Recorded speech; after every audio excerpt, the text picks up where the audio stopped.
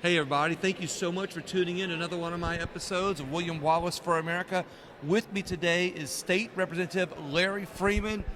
Representative, thank you so much for coming on today. I really appreciate it. Thank you, William. I'm glad to be back on your show. Appreciate that. Well, not only that, but we're talking about a little bit about your bills and your legislation and what you got going on here. And I'm going to read through them so we can inform people what's going on and how hard you all are working up here. Oh, great. Thank you. You ready? Yes, sir. All right. HB 12 provides relative to termination of emergency declarations. Well, William, this is the bill I brought last year to balance the power between the executive branch and the legislative branch during emergency situations. So this bill actually got all the way to the governor, which got vetoed, and I'm bringing it back again this year because I feel that it is very important for us learning from history. And last year we saw with the pandemic how the governor had so much power to do whatever he wanted during that pandemic. This bill will allow the legislature to provide more checks and balances, which is required under our Constitution. This bill is got out of committee, and it will be heard on the floor next week in the House. I love the fact that you're trying to balance the powers, or actually not trying to balance the powers. You're just trying to say, hey, there's a balance of powers here, and the legislative branch, which is or the representative branch, the House of Representatives will say, is actually the people's voice. And they have equal power to the governor and the Senate and the judiciary, even in Louisiana, as they do in America, correct? And that's correct, and that's exactly what this bill is going to do. Love it. All right, we got House Bill 30 provides relative to the reemployment of retired teachers in the teachers' retirement system of Louisiana.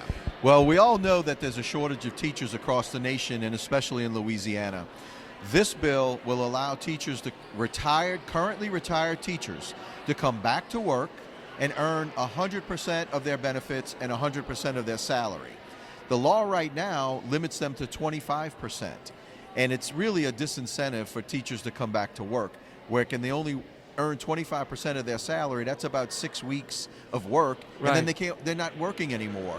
So my bill also includes higher ed, and I was told by the technical colleges that they're having trouble with finding nursing professors to teach our nurses, which we also have a shortage of. Exactly. So this bill will help to hopefully help that shortage as well, where they can bring in some more professors. Does this mimic like a federal program? Somebody who retires, FBI or whatever, they can actually go back to work as a private employee, I think. I forget how exactly it works, but then they get their salary, but they're considered, outside of their retirement system. So I guess the point I'm getting to is, will this mess up their retirement at all, or will it enhance it? No, they won't mess up their retirement. They'll still get their benefits with my bill, and they can continue, and they can get work and get 100% of their salary as well. So yeah, it's kind of similar to what you're talking about, but not exactly. It's a good incentive, and like you said, it brings back people with experience, who've been in there for a long time.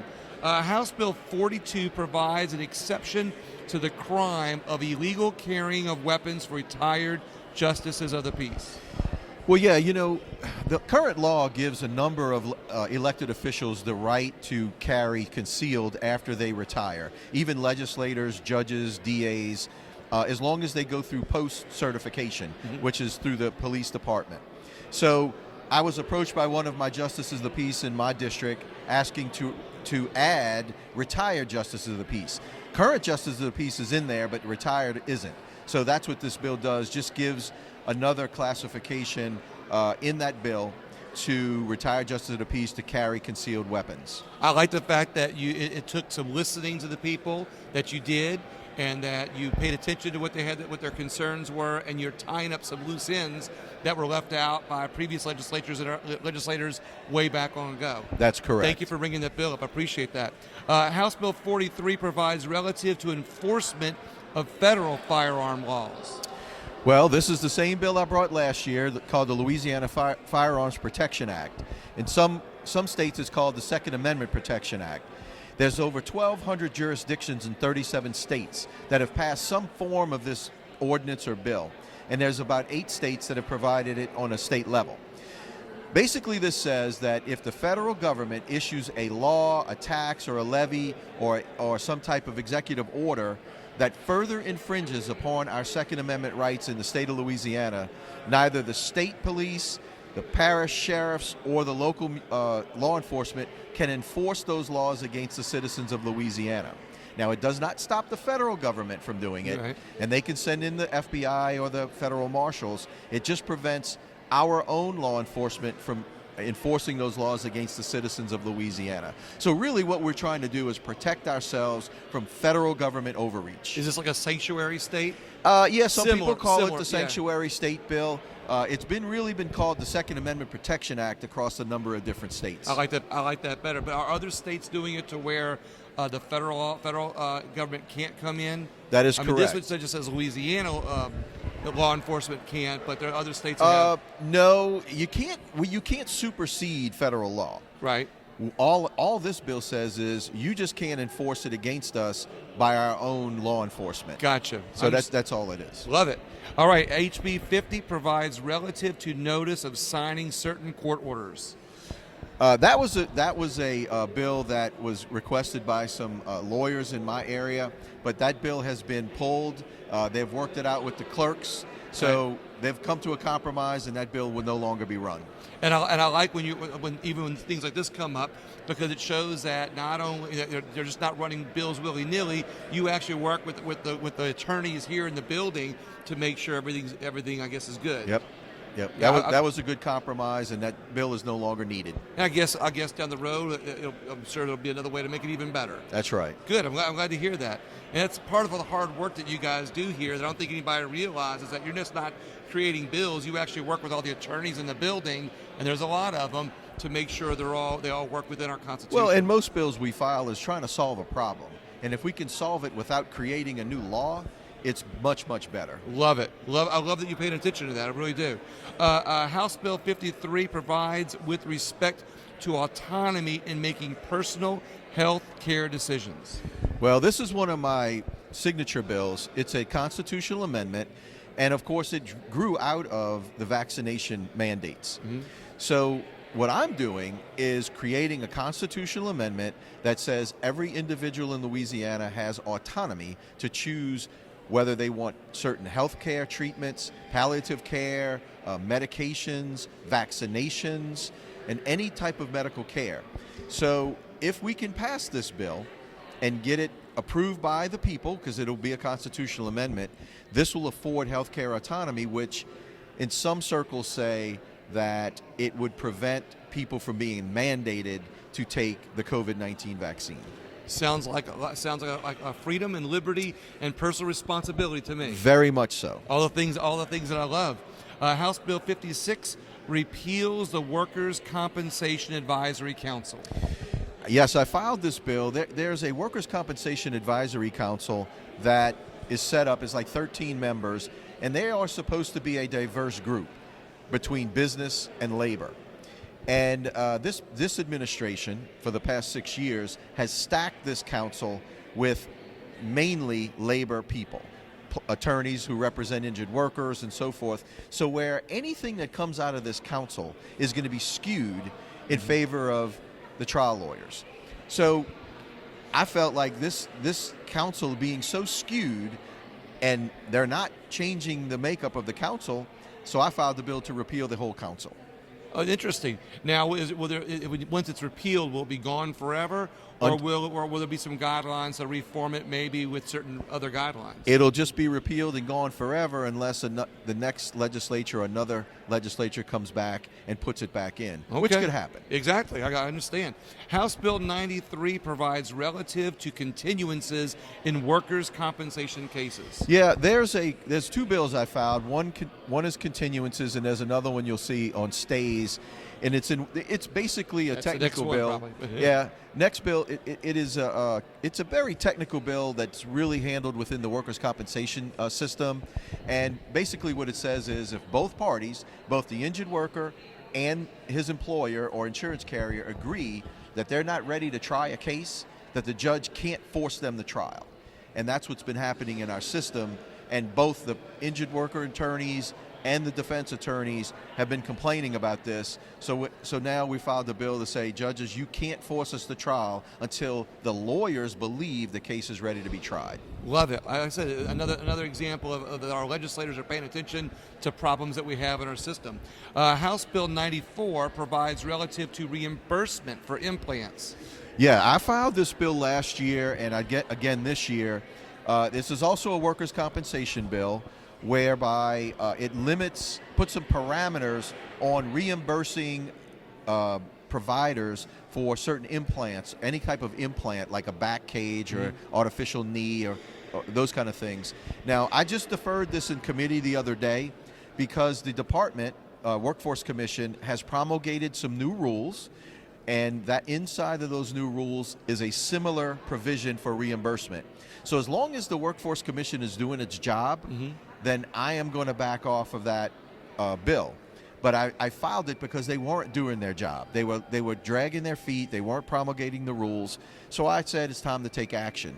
But I think that spurned them to do their job. And as long as they're going to do their job, I'm backing off. So I'm giving them the opportunity to put it into rule where it currently stands. Again, one thing I can point out is sometimes in the process, the problems work out without legislation. In this case, you listen to people that point out the problem, you file legislation, and then they listen to you before it even had to be passed. Well, yeah, and as long as the commission is doing its job, then I'm happy for that. I love that. House Bill 176 provides relative to medical examinations.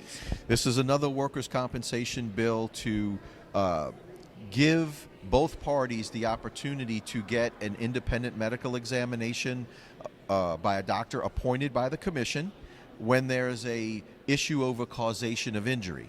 Did this accident cause the injury? So if one party, if you have two doctors with conflicting opinions, it allows either party to ask the commission to appoint another doctor to then give us another opinion that the judge can use when making its final decision. Interesting. All right, House Bill 239 provides relative to stays in worker compensation cases. That's the you same one. You listen a lot. There, yeah. House Bill 304 provides relative to health coverage plan benefits for physical therapy services delivered via telehealth. Yeah, the physical therapy folks called me and said that they are not getting reimbursed for telehealth.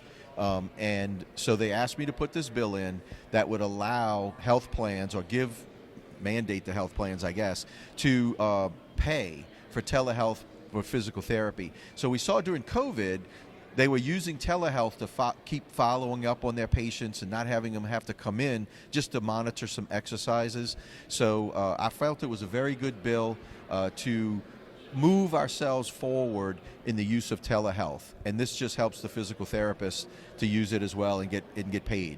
I like the connection that this is going to make, that people that are in the telehealth or use telehealth and physical therapists are going to know that they're being looked out for when it comes to compensation, and it can only attract more people in those industries to help our state. And it'll help the patients too, patients' access to health care. Good point.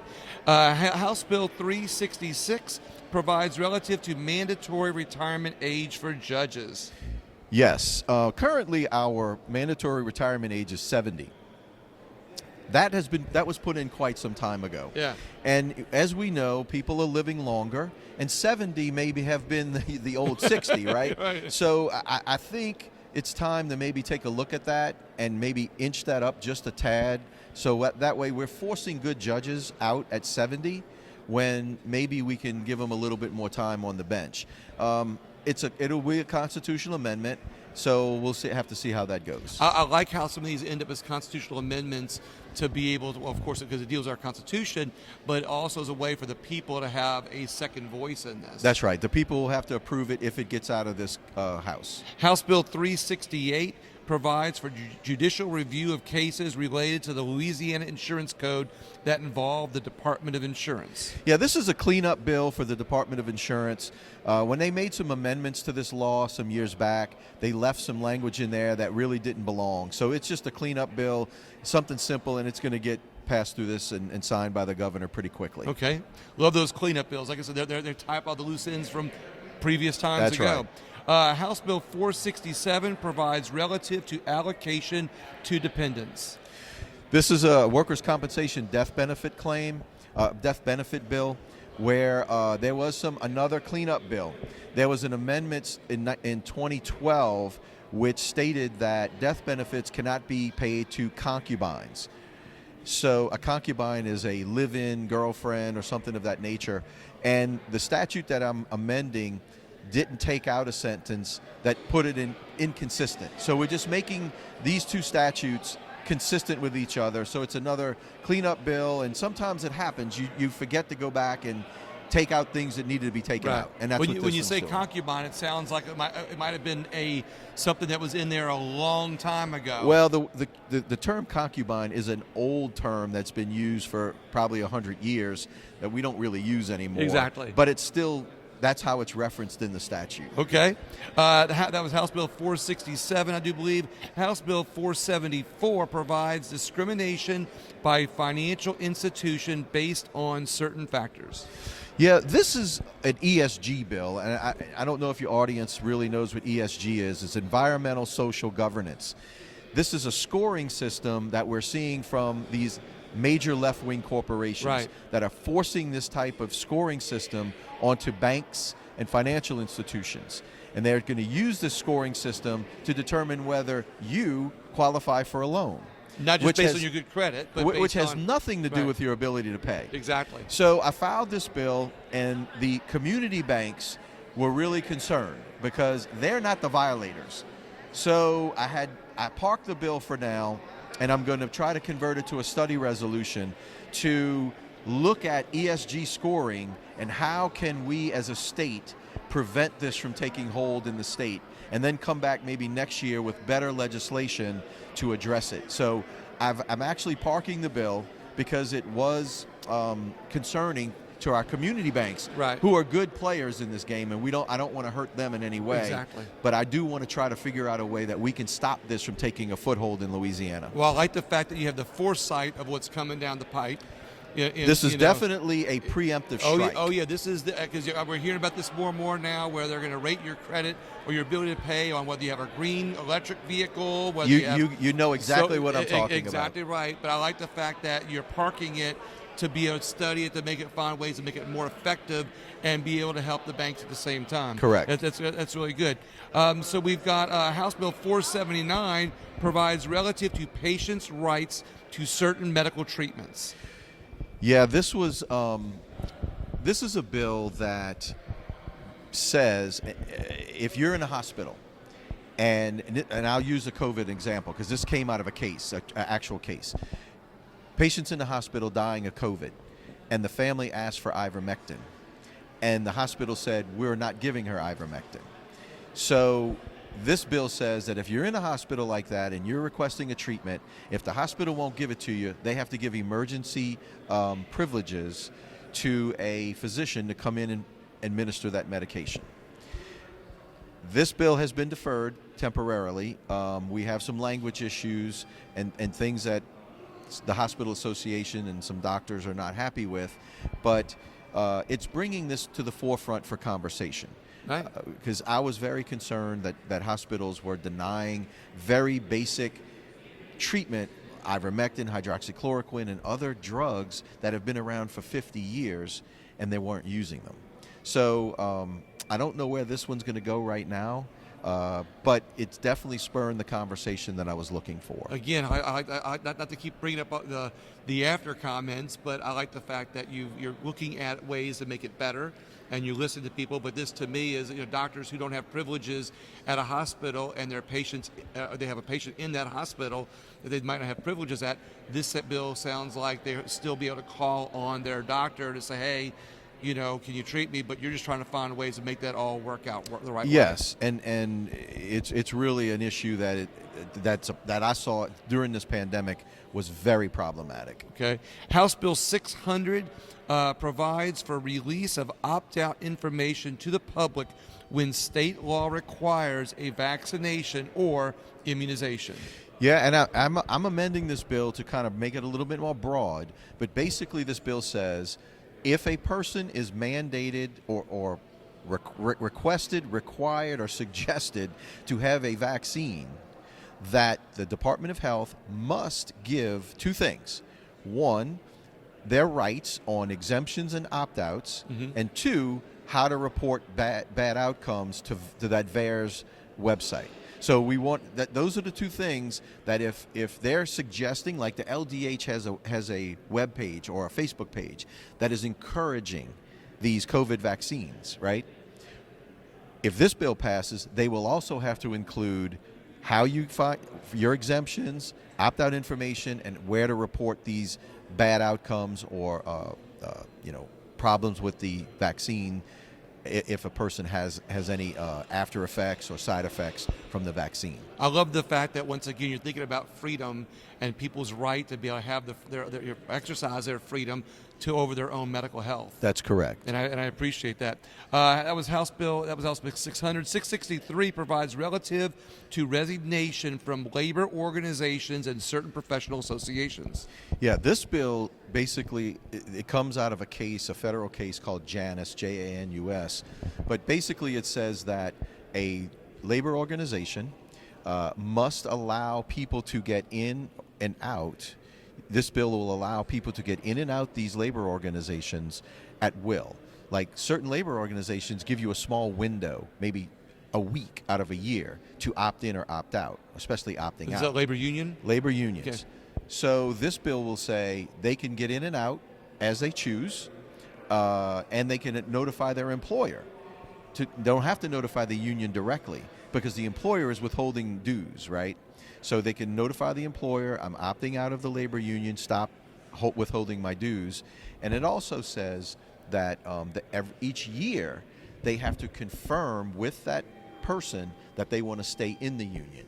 Okay. So it's just a freedom of speech thing, because, as you know, union dues are used for a lot of other means, and sometimes people say, well, I don't agree with that, and they want to get out, but they can't, because they're limited by the opt-out window.